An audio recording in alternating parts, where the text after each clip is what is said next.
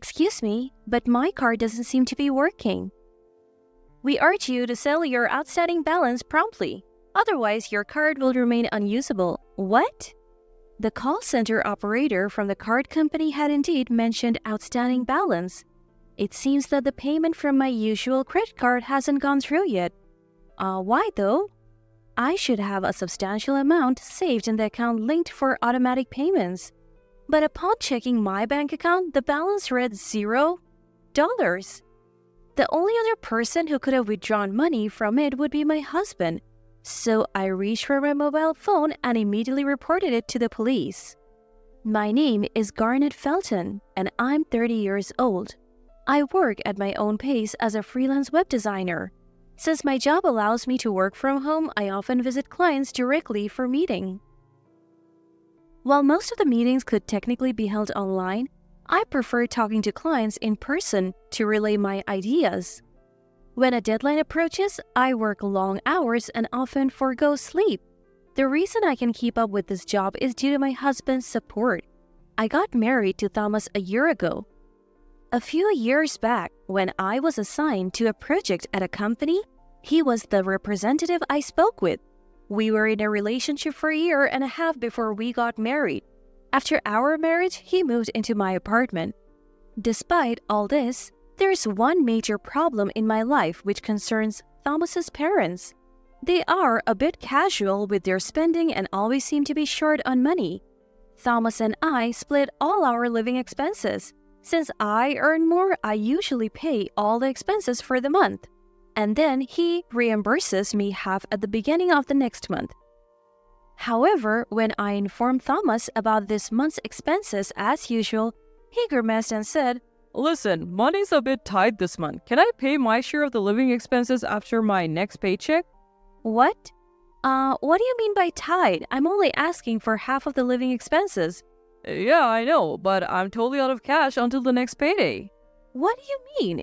It's only been 10 days since payday. Well, I have some stuff to take care of for my parents. For your parents? His evasive attitude and refusal to explain clearly began to frustrate me. His intentional vagueness made me probe further. Hey, can you explain properly why can't you pay? And what's this about taking care of your parents? Well, that is... Is there something you're guilty about? No, not at all. I just helped out my mom and dad. Helped out? Yes, they said they were struggling, so I just sent them some money. Thomas's parents are supposed to be working. My father-in-law had a full-time job, and my mother-in-law works part-time, so why did he need to send them money? I couldn't quite wrap my head around this and asked the question that had been gnawing at me. Why do your parents need financial aid even though they're working? There was never any need for this before? I have been sending them money all along. They just asked me to increase the amount starting this month. You didn't actually agree to increase the amount, did you? Yes, I did. What's the issue? If my parents are in trouble, it's natural to help them out.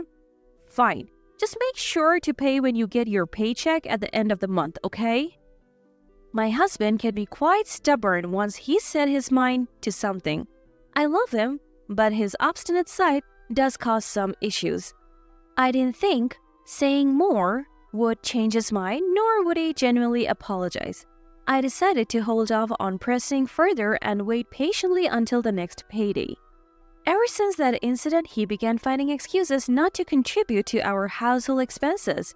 Even if he did contribute, it was only about a third of the amount.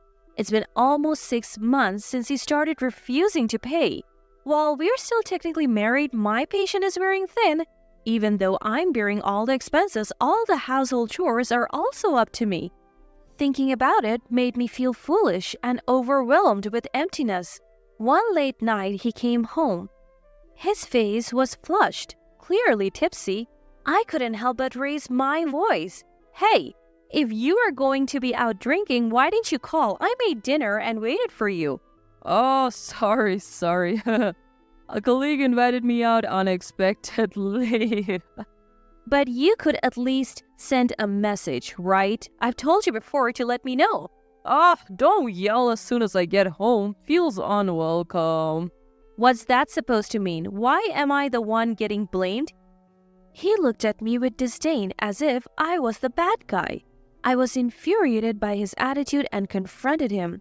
Why can you afford to go out drinking when you can't even pay our bills? I can have a drink once in a while. I'm tired from working every day.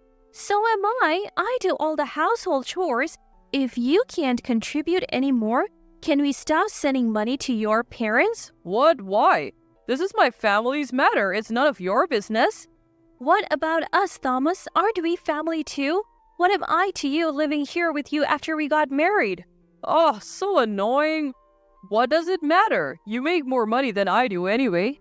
Why is he acting so superior? The only reason Thomas can live comfortably is because I am covering all the bills. Wouldn't a simple thank you or sorry for the inconvenience be appropriate? I was at a loss for words, facing his unreasonable arguments. I couldn't comprehend how he could be so arrogant. Given our heated tempers, I figured a calm discussion wasn't possible and said, "Let's talk again tomorrow." The next day, as I prepared dinner, waiting for him, I heard the front door open. "Welcome home," I called from the kitchen, but there was no reply. Then the living room door opened and in walked my husband with his parents. Mom? Dad? Why are you here?" With a smug grin, my husband said, My parents have something they want to discuss with you. "Discuss with me?" Come on, Mom and Dad, get straight to the point, haha. Encouraged by my husband, my father-in-law began looking apologetic. Sorry for the sudden visit. We came to discuss the money Thomas has been sending us. What's this about?" Garnet, can you please stop tormenting Thomas? Taken aback, I blurted out, "What?" I was utterly bewildered. Then my mother-in-law, who had been quiet, spoke up. "Garnet, Thomas has been sending us money every month thinking of our well-being. It's unfair for you to blame him." "What are you talking about? Harassment? Blame? All I want is for our living expenses to be paid properly." "Listen, Garnet, I hate to say this, but we're like in-laws to you, right? If your family's struggling, wouldn't you want to help?" "What?" "That's what anyone would think, right? Your father-in-law and we have been tight on money recently, so we expect Thomas to continue sending us money. That means you should cover the living expenses for both of you." They seemed to think it was only natural for me to cover all the costs. Not able to stand it anymore, I told them off. Enough is enough.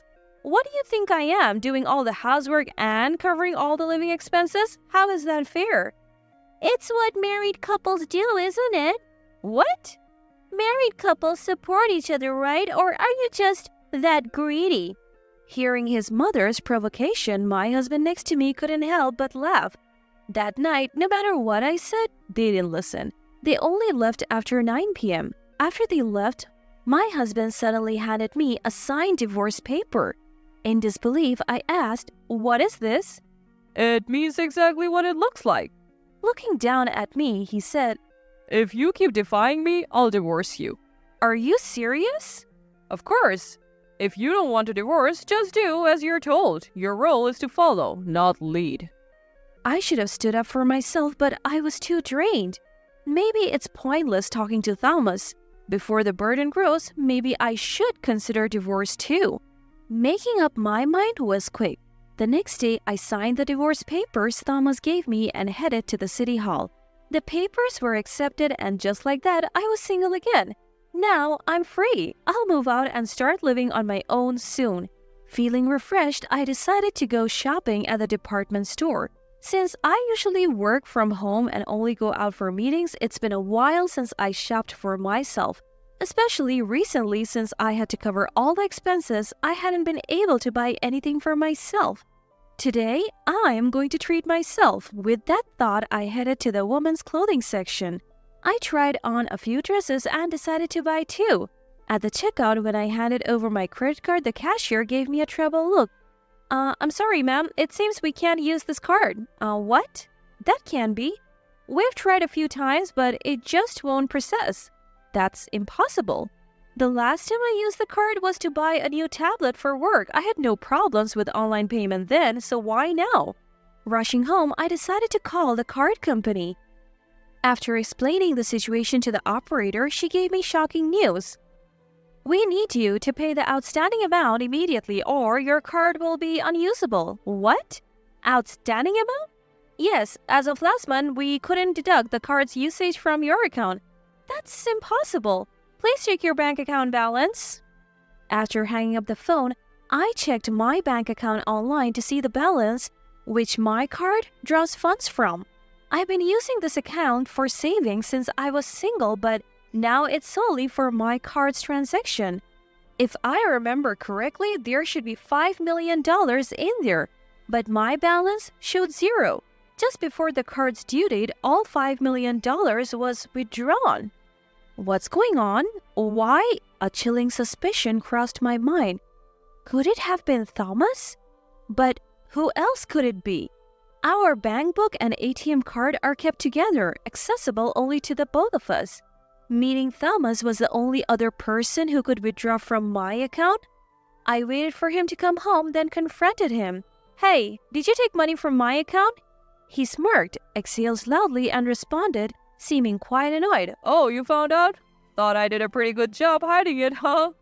I can't believe it. Why would you do that? Why? For my parents, obviously. I gave them your $5 million. What did you just say? Like I said, they asked for financial support. Lucky for them, I have a financial source. Financial source? Lost for words, he started explaining with a proud tone. It seemed his parents had been obsessed with shopping online recently. They kept buying stuff that they liked. Their spending was way beyond their income. Up until now, they had been asking Thomas for financial support, but now they were at a point where they couldn't manage anymore. Things escalated when they realized they could demand more. They started buying multiple of the same items and gave them away to neighbors. Before they knew it, their monthly payment was over $500,000, and Thomas couldn't cover it anymore, so he withdrew the $5 million from my account. Once he was done explaining, he said, You shouldn't have any complaints, right? They're also your family. Think of it as taking care of them. Stop fussing about a mere $5 million. In that moment, I found myself dialing the police on my cell. Hello? Police? I want to report a break-in and theft. My address is... Thomas watched me with wide eyes. As I ended the call, he shouted, Hey, who did you just call? Didn't you hear? The police. Police? Why would you call them? And break-in and theft? That's you, right? What? Calling it theft is way over the top. And break-in? This is my house. I sternly told the flustered Thomas, We are not a couple anymore. Actually, I'm the one renting this place, so technically it's not your home, is it? We're not a couple? Remember the divorce papers you so kindly filled out yesterday? I already submitted them. So in other words, this is my place and you are just a stranger here, an intruder, right? You've got to be kidding me. Call them back and cancel the report. Waving my phone at him angrily, I threatened. If you lay a finger on me, I'll call the cops again. Just so you know, they're already on their way. You can't run now. Why don't you just admit what you have done? Whoa, wait. We loved each other, didn't we? Why is this happening? Loved each other? I scoffed. Don't give me that crap. Whose fault do you think all of this is? It all started because you blindly supported your reckless parents. You can't just do as you please and expect to be forgiven. Who would forgive someone as awful as you? What a fool. Fool? Who do you think you're talking to? To you. Like parents, like child, because you were raised by parents who were careless with money. You think it's okay to empty someone else's savings? I hope the police give you a good lecture and you will feel the weight of that $5 million. Just then, the police arrived and Thomas crumbled on the spot. Who's the person in question? Pointing at my husband now cowering on the floor, I said, It's him. All right, get up. We'll need to take you in for questioning. All I wanted was to care for my parents. But his pleas went unanswered, and Thomas was taken away by the police. However, the incident was deemed a civil matter and the police informed me that they couldn't intervene. So I visited a law firm and demanded compensation for the misused savings of $5 million plus damages, totaling $6 million. Of course, Thomas and his parents didn't have that kind of money. In the end, all three ended up in debt. Despite their financial struggles, his parents continued their impulsive shopping sprees, leading to an ever-growing debt. They even turned to loan sharks. Rumors has it they now live in fear of daily debt collection, trying to stay hidden. On the other hand, I decided to completely cut ties with Thomas and moved to a new apartment. Thankfully, my work started flourishing and I now earn more than I could have ever imagined. After breaking up with Thomas, everything in my professional life fell into place. I wished I had divorced him earlier. Even though my marriage was a failure, I knew my life was far from over. Learning from this mistake, I am determined to be more cautious in the future.